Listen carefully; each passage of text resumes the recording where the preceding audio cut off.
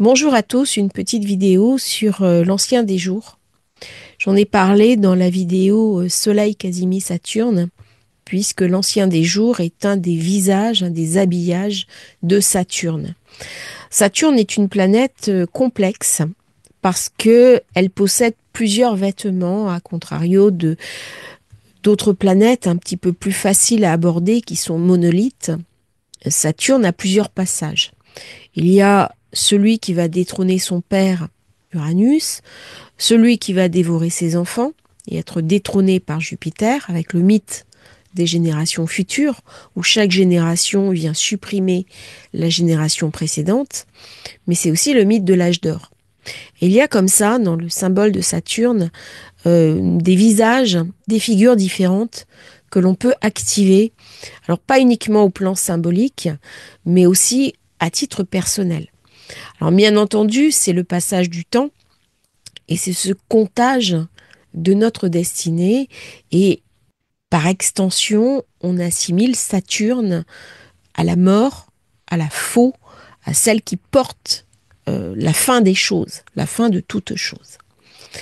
Le Capricorne est une zone féminine. Et d'ailleurs, quand on voit bien la mort, elle est toujours assimilée à une vieille femme qui fait peur, à quelque chose d'assez angoissant. Alors je reviens à l'ancien des jours parce que c'est un concept qu'on retrouve dans la tradition, qu'on retrouve dans l'herméneutique, bien entendu qui est originaire de la Kabbale.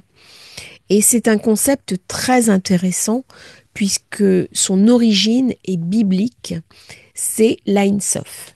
L'Ain Sof, c'est le tout non manifesté, mais qui pourra se manifester à travers des emboîtements successifs, un petit peu comme des poupées gigognes, où chaque poupée va s'emboîter dans la précédente, les poupées russes, de manière à réduire sa puissance afin de pouvoir se manifester et plus encore s'incarner.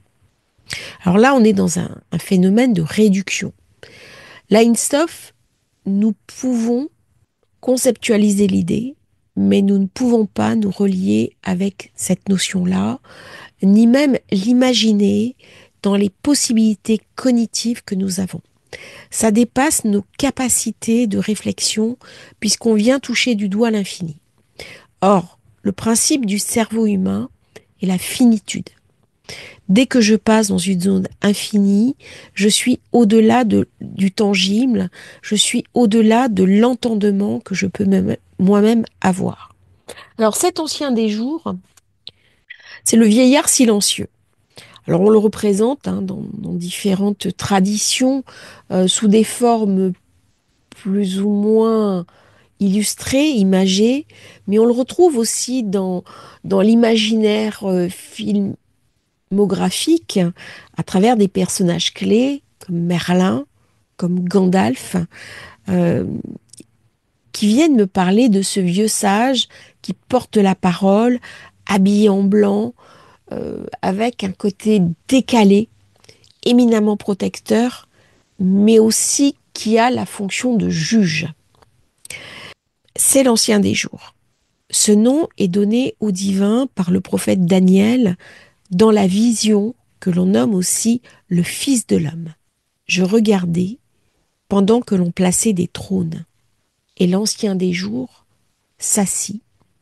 Son vêtement était blanc comme la neige, et les cheveux de sa tête étaient comme de la laine pure. Son trône était comme des flammes de feu, et les roues comme un feu ardent. Un fleuve de feu coulait et sortait de devant lui.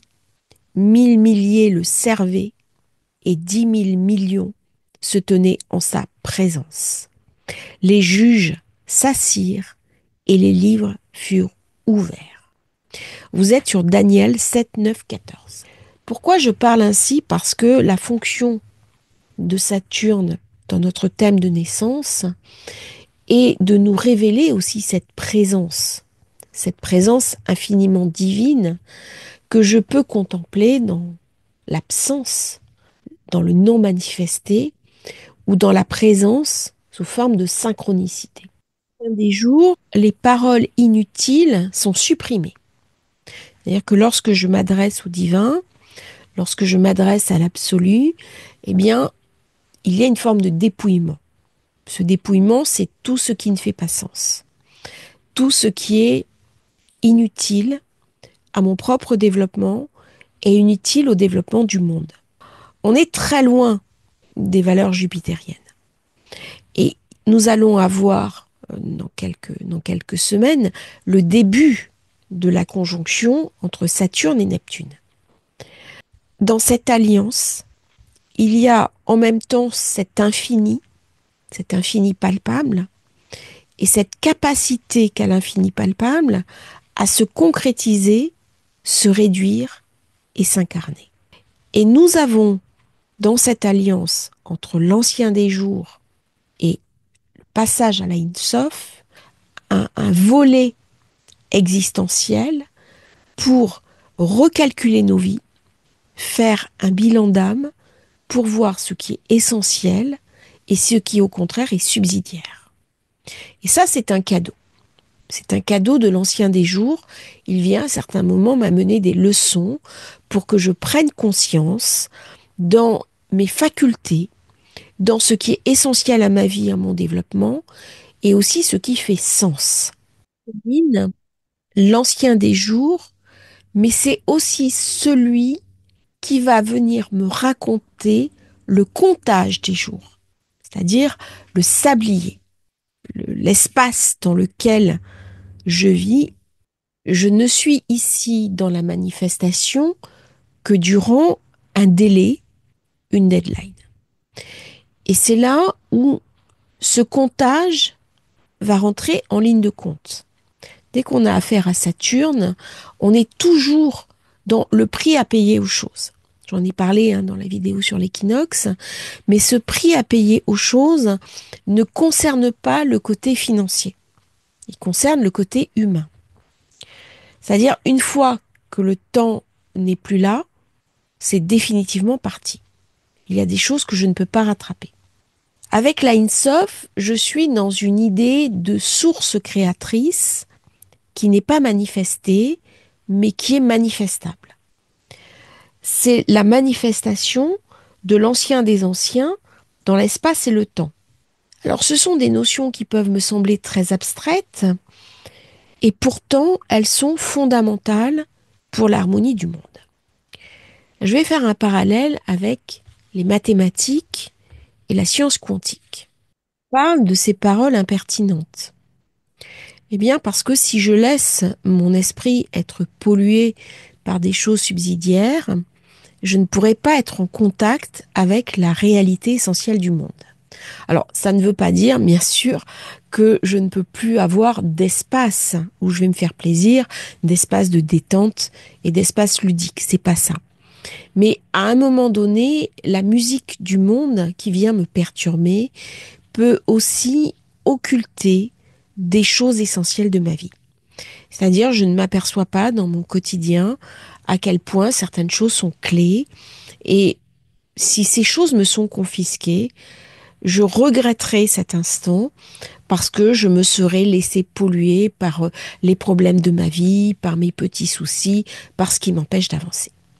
Et c'est une invitation par Saturne à regarder ce qui est essentiel à ma vie, à mon destin et à mon implication aussi dans mon incarnation. Alors ça, c'est vraiment en lien avec la vidéo que j'ai fait sur l'équinoxe, où j'ai parlé un peu de ces difficultés dans lesquelles nous allons tous être plongés et de cette nécessité à aller puiser en nous une ressource que nous avons tous pour passer outre ces difficultés. Eh bien, la planète qui nous permet ça, c'est aussi Saturne. Uranus vient nous montrer notre insatisfaction. Si je ne suis pas heureuse ou heureux de ce que je vis, eh bien, je vais pouvoir le changer. Sinon, eh bien, je rentre dans une forme de sabotage, de désillusion. Et si je ne fais pas quelque chose, à un moment donné, en vieillissant, je vais devenir quelqu'un d'aigri contre la vie, contre le divin, contre mes enfants, contre tout ce que je n'ai pas eu. Mais si je pose un regard lucide sur moi-même, que je suis capable de me dire « Ok, j'ai fait une erreur », eh bien l'erreur va demander une rectification. Et la rectification qui m'est demandée par la vie, c'est typiquement Saturne. Saturne, c'est le juge, mais c'est aussi celui qui vient rectifier l'erreur. Alors, je peux penser que mon erreur est une faute, c'est que mon erreur a été faite parce que j'avais pris une décision en conscience, je n'ai pas fait le bon choix, je suis humain, donc perfectible, je me pardonne, et à ce moment-là, je rentre dans une alliance Saturne-Neptune pour redynamiser ma vie, Saturne-Uranus, me transformer, Saturne-Pluton. Donc c'est vrai que l'ancien des jours, on est au passage. On est au passage entre les planètes personnelles qui sont avant Jupiter, et Jupiter compris, et les planètes transpersonnelles, donc les trois suivantes, avec Uranus, Neptune, Pluton et éventuellement Chiron. Cette histoire de parole qui est très importante. Lorsque ma parole est juste, elle va enclencher chez l'autre une prise de conscience. Je reprécise. Quand je suis en rendez-vous avec des personnes et que je vais analyser un élément déterminant du thème, je ne le fais pas gratuitement. Je ne le fais pas pour une espèce de faire-valoir. Je le fais parce que là, il y a quelque chose qui m'est indiqué. Et en donnant, ça va apporter une réponse, mais ça va résoudre un problème, ça va résoudre une difficulté. Ça va amener un éclairage différent qu'elle n'aurait pas trouvé toute seule. C'est aussi pour ça qu'on a recours à un astrologue. Alors que ce soit en symbolisme, que ce soit en décodage familial, en décodage biologique. Ça m'est arrivé il y a quelques jours à travers une maladie héréditaire familiale que j'avais vue dans le thème de naissance d'une personne et qui était assez marquant pour être signalé et pour apporter une réponse et un autre éclairage à la personne. L'ancien des jours m'invite à avoir cette parole juste. Si au contraire ma parole est porteuse de violence, elle est porteuse d'agressivité, elle est porteuse de fiel. On a tous nos petites médiocrités, comme je dis en riant, de la jalousie, de la méchanceté contre quelqu'un d'autre, de l'acrimonie. Eh bien, Saturne, à ce moment-là, va me juger. Et je suis jugée aussi par mes paroles, pas uniquement par mes actes. Lorsque ma parole est douce, lorsque ma parole est bienveillante, lorsque ma parole respire le juste, je suis alignée avec les valeurs portées par l'ancien des jours. Elle provoque de l'harmonie, elle provoque du bien-être, elle provoque aussi une concorde avec celui qui va l'écouter. Lorsque ma parole est injuste, c'est tout l'inverse qui va se produire, c'est-à-dire qu'à un moment donné, ça va créer chez moi un stress, une angoisse et quelque chose de désagréable dans mes intériorités. Saturne et Mercure, eh bien, c'est de l'ordre de la maison 11. C'est-à-dire que Mercure est l'octave inférieure d'Uranus. Il y a forcément une connexion entre la parole juste et la parole injuste que je suis invitée à délivrer de type maison 11. La maison 11 est une maison infiniment sacrée. Je suis au-delà de l'élévation. Mais j'ai encore la conscience. Quand je suis dans la 12, j'ai fusionné avec le tout absolu, mais j'ai perdu la conscience. Et je suis obligée de me revitaliser parce que sinon je vais me dissoudre complètement dans l'éther. Déposer mes paroles justes dans sa bouche. La question du juste, elle est essentielle avec Saturne. C'est une invitation. C'est une invitation à se modérer dans ses propos, à se modérer dans ses actes, à se modérer aussi dans ce qui n'est pas essentiel à notre propre vie. C'est aussi à faire le bilan. Si quelque chose m'est essentiel, pourquoi est-ce que je me le refuserais? Par contre, si cet essentiel est la conséquence de quelque chose qui a été mal digéré, d'une douleur antérieure, qu'elle me soit personnelle ou transgénérationnelle, la conséquence d'une limite, d'un syndrome d'imposteur, la conséquence d'un ego surdimensionné avec des restes de toute puissance, eh bien à ce moment-là, Saturne va trancher de manière relativement brutale les événements pour m'obliger à me ressourcer, à me remettre en question et à revoir ma copie. Alors lorsque Saturne nous fait la leçon, parce que c'est le cas à nous tous, le prix à payer est quand même assez douloureux. Et dans les cas les plus difficiles, ça peut toucher la santé, ça peut toucher aussi nos proches. C'est aussi pour ça que Saturne a mauvaise presse. Et j'ai compris à ce moment-là l'importance de la vie, sa fugacité, parce que nous avons conscience que le temps qui nous est imparti est mesuré. Il est un sablier. Et dévorer la vie, quel que soit notre âge, vivre intensément ce que nous sommes, dépasser les obstacles de la vie en ne s'avouant jamais vaincu, c'est ce qui nous a caractérisés l'un comme l'autre. Et à ce moment-là, Saturne s'incline. Lorsque je dis à Saturne, tu as gagné, c'est toi le plus fort, tu mets un blocage et je ne peux pas passer outre, Saturne gagne. Par contre, lorsque je regarde Saturne droit dans les yeux et je lui dis, tu me mets un blocage pour m'inviter à aller au bout, en utilisant quoi donc? Neptune, la foi, la confiance en moi. Uranus, l'originalité, c'est-à-dire la divergence. Comment je peux faire autrement? Et Pluton, ma propre capacité à me transformer, eh bien Saturne s'incline. Parce que c'est ça qu'il veut obtenir de nous. Si je dis j'attends que l'univers m'amène certaines choses, alors parfois ça marche très bien. Ce sont les synchronicités. Mais notre présence sur Terre, c'est aussi l'action. Et lorsqu'on est en période de crise, lorsqu'on est en période de vache maigre, eh bien c'est le moment d'aller chercher de la ressource en nous, mais aussi dans nos capacités pour dépasser nos limites. Alors, principale limite que je mettrai, c'est la maladie. C'est vrai, quand on est malade, c'est très difficile de vivre cela. Par contre, si je n'ai pas la compétence, je peux apprendre. Si je n'ai pas le savoir-faire, je peux apprendre. Et il y a une espèce de passivité dans certaines de nos épreuves où nous sommes quelque part soumis à nos épreuves. Et la pire des configurations vis-à-vis de Saturne, c'est d'être soumis à lui. Et à ce moment-là, il nous dévore.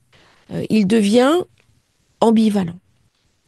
L'ambivalence de Saturne, si je ne comprends pas la leçon, si je ne comprends pas la parole qu'il me donne, il va agir contre moi, contre ma santé, contre mes objectifs et contre mes rêves. Parce qu'il attend une réponse positive. C'est-à-dire que si j'ai un rêve, qu'est-ce qui fait que je n'y donne pas corps? À un moment donné, ce rêve va m'être présenté. Et si je trouve tous les arguments possibles et inimaginables pour ne pas y aller, eh bien à ce moment-là, la sanction de Saturne sera douloureuse. Si au contraire, j'utilise une épreuve, comme la réflexion que j'ai eue ce matin par rapport à cette nouvelle, où j'ai fait quelque chose pour elle, pour lui rendre hommage. Il n'y a pas que cette vidéo, j'ai fait aussi autre chose dans le concret. Eh bien, Saturne me donne un outil. Il me donne une direction. Il vient parler à mon inconscient. Et je peux avoir par synchronicité des rencontres, des révélations, des rêves intuitifs et une forme d'alignement différent de ma vie, simplement parce que je travaille sur la structure. De textes, notamment dans le Zohar, qui parle de l'ancien des jours, ils sont très nombreux. Je vous invite à travailler un petit peu ce concept, à vous l'approprier parce qu'il donne une image positive de Saturne. Saturne, c'est vrai que c'est la construction, c'est le bâti, c'est l'architecte, mais c'est aussi le maître d'œuvre, le maître d'ouvrage que je suis lorsque je décide de construire ma propre vie, ce qui est essentiel pour moi. L'énergie de l'ancien des jours est représentée par la rosée, une fontaine de vie, une fontaine de jouvence, capable de guérir les maux les plus graves et de faire sortir la mort. Et c'est cela que vient me raconter Saturne. En fait, la mort n'est qu'un passage, et ce qui est intéressant, c'est ce qui est au-delà. Qu'est-ce qui appartient au royaume des morts? Qu'est-ce qui appartient au royaume des vivants? Et lorsque je prends conscience que je ne suis ici que de passage pour un temps qui m'est déterminé, et que je suis invitée à habiter pleinement ma vie, mon incarnation, à laisser une trace, une mémoire, quelque chose de positif, quelque chose d'essentiel, eh bien, je sens des ailes qui poussent dans mon dos et je n'ai plus peur de rien, sauf que de mes propres limites. Et c'est ainsi que Saturne, à ce moment-là, va révéler ce que nous avons de plus essentiel, non seulement pour nous, mais aussi pour les autres. Alors si le premier passage de Saturne sur lui-même va me montrer que c'est fini, c'est-à-dire le temps de mon enfance et de mon adolescence sont achevés, je rentre complètement dans l'âge de la maturité, le deuxième passage de Saturne vient m'interroger sur cette nouvelle vie, ce nouveau chapitre qui s'ouvre. Est-ce que tu te considères toi-même comme quelqu'un de vieux et à ce moment-là retire-toi du monde, je ne peux plus rien pour toi?